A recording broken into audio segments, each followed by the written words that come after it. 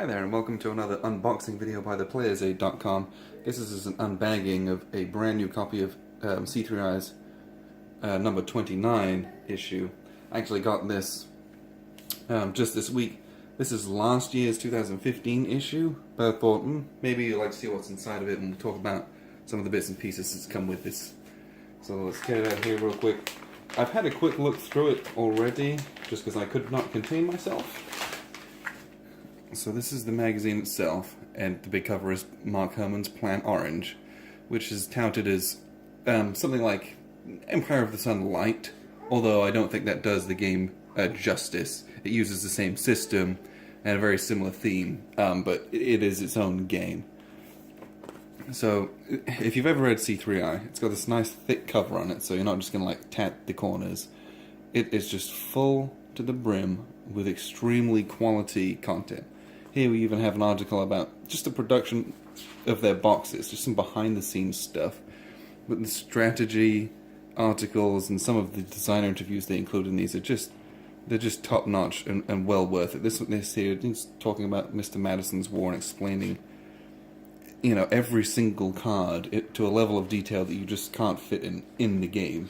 So I'd highly recommend, if it's something you're interested in, picking up copies of these. You can find out a lot of the stuff that's inside of them online, but I'd like to show you some of these. So this is an article on Labyrinth: The Awakening, and this just was released late last year in 2016, and here's just some design introductions to it and some of the thought processes that went behind the designs of this game. I'm pumped to read about that. We've got stuff on Triumph and Tragedy here, which that's a game that Grant recently got off of the last time it was on P500, and we've yet to play that, but you know, I'm just learning more about it. So 2014, the issue of C3i was heavily based around Churchill, and here we have more design bits and pieces and history behind Churchill. So I love that game. Just pages and pages of this good stuff, and that will be one that I'm going to read probably first. Just some player highlights as well, just some of the people in the industry. This magazine highlights more than just new games and, you know, new things that GMT are doing. Oh, here's design bits and pieces and comparison of coin games, for example. This is a fascinating article comparing those. I know a lot of people have questions, oh, which one should I get next, kind of thing. This has got a great little chart down here about, you know, comparing difficulty, game size, how difficult the factions are, things like that. And this is just a level of, you know, depth into the wargaming industry, at least, that you just hard to find anywhere else. So I'm very excited to read that.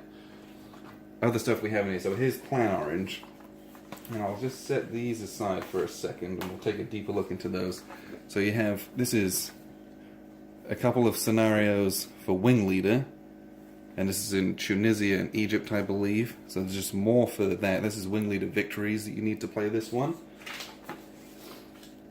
Here's some errata for Plan Orange here, and then we have a counter sheet. It's a full counter sheet, exactly like you would get in a game. Oh, let's get it right around here. So we have all of the Plan Orange stuff. We have all of these counters here, as well as all of these counters on this side as well. That's everything for the game. It's its own full standalone game.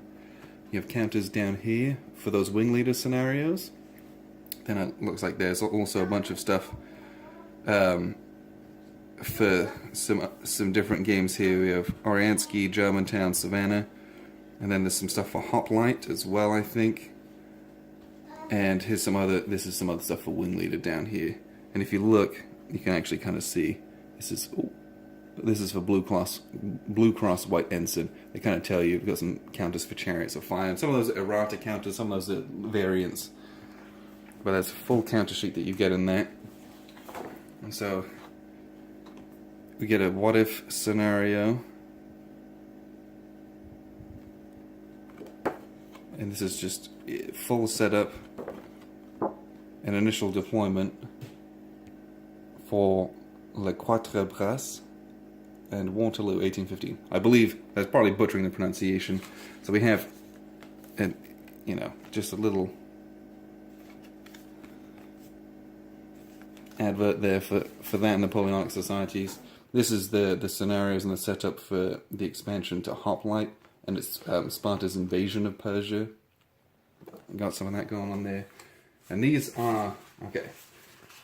So I already punched the Japanese cards for Plan Orange. But this is what they look like. They come on in cardstock, and we're going to punch them out. And I'll just do one here so you can kind of see. They come out quite easily. They have this perforated little edge, and these are quite thin. They're not big, thick ones like you get in GMT's CDG games. They're a bit more flimsy. So what I did, and what I would highly recommend as well, is putting them in deck protectors. This way, they're going to last a lot longer, and it just makes them a bit sturdier. And these are from Ultra Pro, so that they've got a reasonably thick plastic on the back, so I don't have to worry about those.